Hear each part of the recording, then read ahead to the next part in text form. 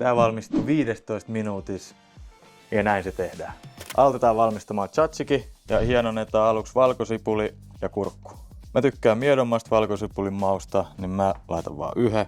Helpommalla päästään, niin käytetään tätä kurkun kanssa. Ja vinkkinä, kannattaa ottaa nesteet pois kurkusta, jolloin se maistuu pikkasen paremmalta. Ja nyt sekoitetaan nämä kaikki yhteen.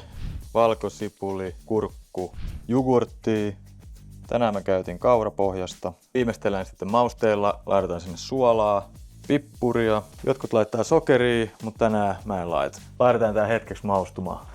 Sen aikana paistetaan mustapopupihvit. Eli tarvitaan pannu. Sinne me heitetään vähän rasvaa. Ja siihen me laitetaan paistumaan mustapopupihvit. Laitetaan pari pihviä sinne. Näitä paistellaan pari minuuttia per puoli.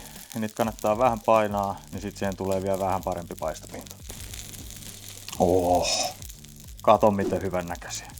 Sitten lähdetään täyttämään. Pita pois mikrosta, laitetaan pohjalle vähän meidän oma tekemää kastiketta. Noin. Sitten pihvit. Ja viimeistellään tomaatilla ja kurkulla. Nopea, helppo ja maukas. Lähteekö sulla testiin?